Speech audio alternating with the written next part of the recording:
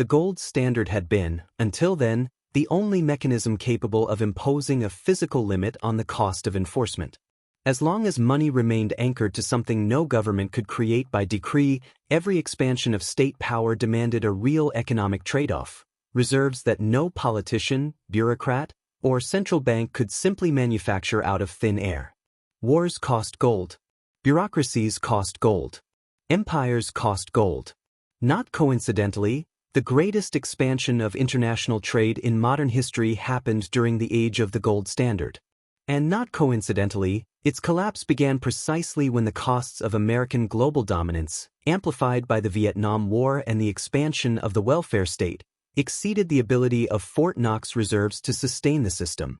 Then came August 1971. President Richard Nixon closed the gold window. And with it, the last physical restraint on monetary expansion disappeared. From that moment forward, global enforcement would be financed through money created from nothing. And the cost of maintaining that system would be silently distributed across anyone saving in that currency.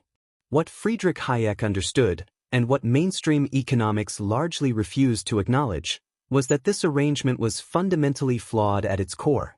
No central bank possesses the information necessary to determine the price of money through time, because that information is dispersed across millions of individual decisions that no centralized authority can aggregate without distorting.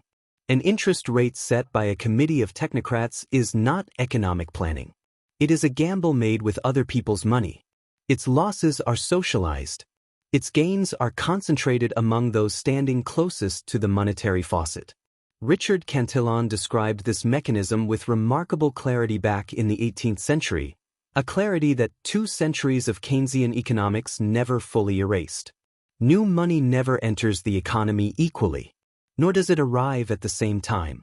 It reaches banks first, then governments, then major corporations, and only later, already diluted by the inflation created through its own expansion, does it reach wage earners and savers. This is not a flaw in the system. This is the system functioning exactly as designed.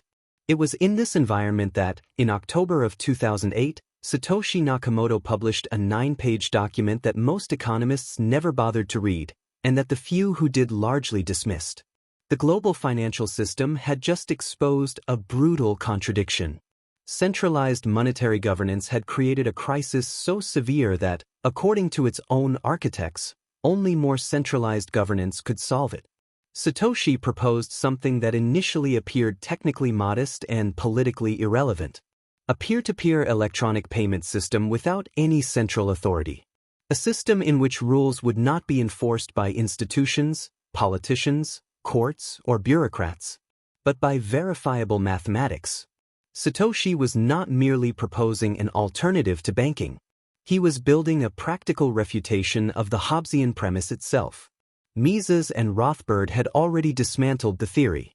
Bitcoin would test it against reality.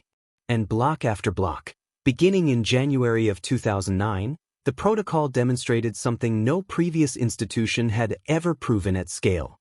Human coordination does not inherently require centralized authority.